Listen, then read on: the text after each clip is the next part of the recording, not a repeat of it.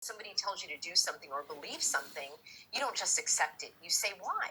And you want to gather more evidence, more information, more data so that you can draw a conclusion from what you're presented with.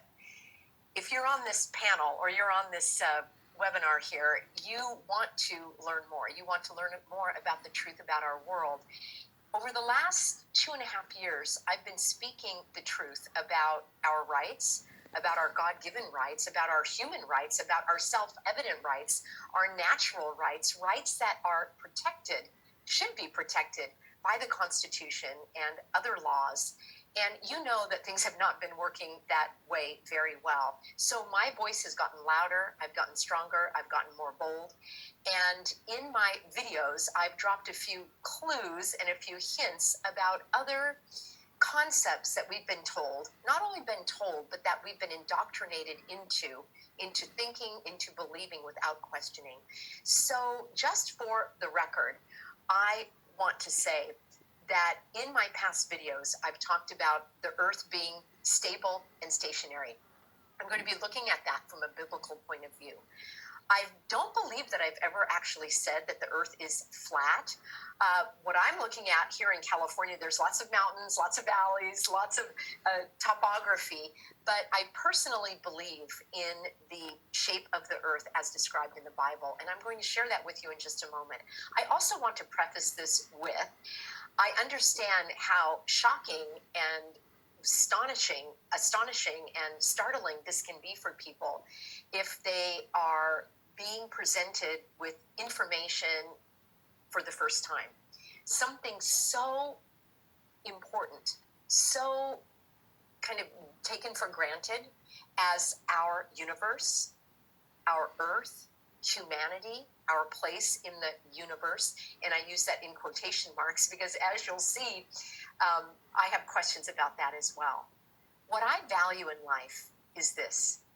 I value the ability to expand my mind and to look at different perspectives, to look at data and evidence and personal experience, to value my own God-given conscience. So when something doesn't line up, whether it's something I'm seeing on the news about an orchestrated event, and something within me tells me that it just doesn't pass the smell test, that gift, that quality is called discernment. And it's actually a biblical gift. It's a gift of the Spirit. It's described in the Bible is what I mean to say. And many people that are in the truth movement have this gift of discernment, meaning they're able to see something that a lot of people don't see. When they're presented with visuals, with information, with data, with articles, with topics, with conversation, they're able to look a little deeper and think, this doesn't match up with either my personal experience, what I have learned, what I have seen, and that prompts a lot of people, including myself, to dig deeper. However, even those of us that consider ourselves as truth tellers, as truth seekers, and people like me who are Bible-believing Christians, and people of all faiths for that matter, when we are presented with something that is in direct opposition to what we may have believed our entire life, it's very, very, very difficult to accept. It's difficult to unravel. Think about a time in your own life where you were betrayed. You may have been betrayed by the government, as many of us have. You may have been betrayed by an employer.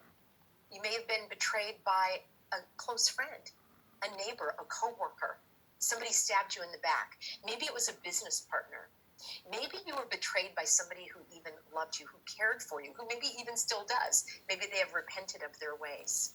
The reason I'm mentioning this is because it is very, very common in our life where we are going along, believing something, living something, and then suddenly we see and it is revealed, the truth of reality is revealed for us, and it's very, very, very difficult to accept it. When there is a tragic loss or some type of tragedy in life, one of the very first emotions we have is denial.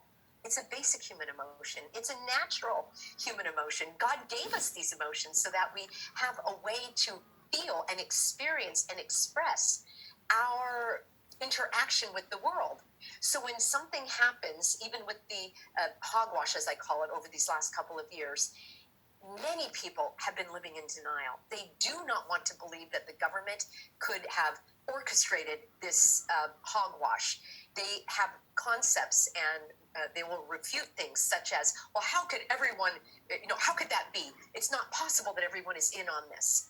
Other orchestrated events that caused a great deal of trauma in people's lives. I mean, I think about myself now, and when I was much younger, there were horrible stories that I caught wind of, even as like an 11-year-old, of mass murders and scary people that were just waiting on the hillside to come stab you at night.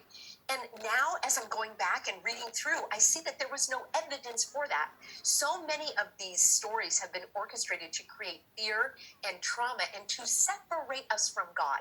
Because, again, I'm speaking from a Christian point of view. There are so many people on board here in this summit that have scientific viewpoints, that have personal viewpoints, that have so much to offer in terms of other data and evidence that they bring. But I am speaking as a Christian.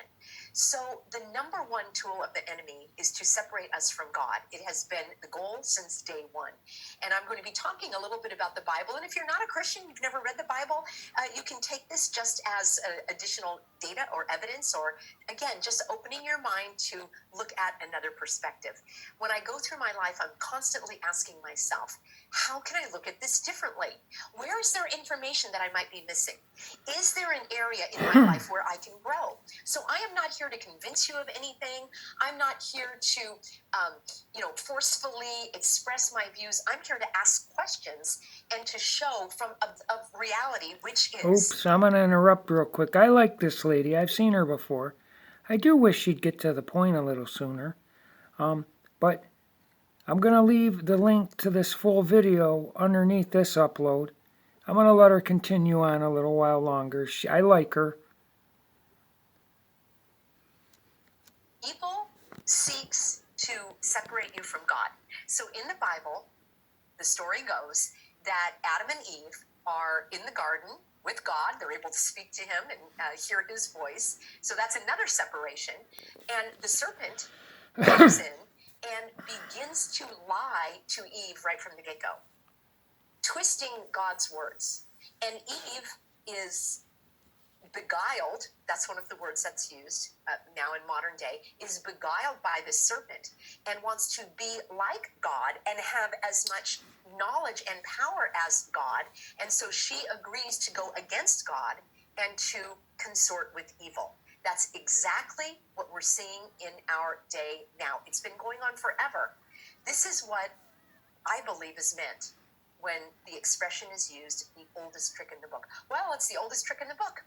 I even have a video on my YouTube channel, and I hope you'll join me daily at 5 p.m. Pacific, where I do my live streams. And a very popular video that I spoke on, the topic that I spoke on, is titled The Oldest Trick in the Book. The book is the Bible, and the oldest trick is deception.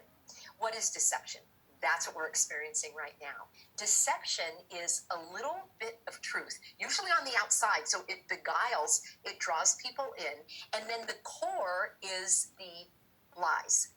I'm going to interrupt her real quick. I don't have a lot of time. I am going to leave the link because she may not know it yet. I think she does, but she is a flat earther. And she will explain to you how shocking the real truth can be when it's presented. Like, I thought it was unbelievable myself until I researched it and found out that everything within the heliocentric model is a lie.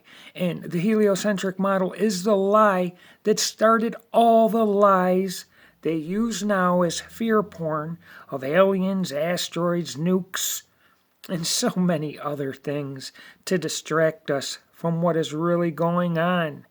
The Earth is not a giant spinning spherical water world space ball, spinning faster than a bullet at the equator, 1,038 miles an hour, speeding through an infinite and expanding vacuum universe, billions of light years across. That is a direct violation of the second law of thermodynamics, entropy, Gas and oxygen always fill the available volume of a vacuum, and the only thing that can stop it is a physical divider or container. You cannot have any modicum of pressure without a container. So these atheists who believe in the heliocentric model are not really atheists. Their God is gravity. Newton is its prophet, and NASA its disciples.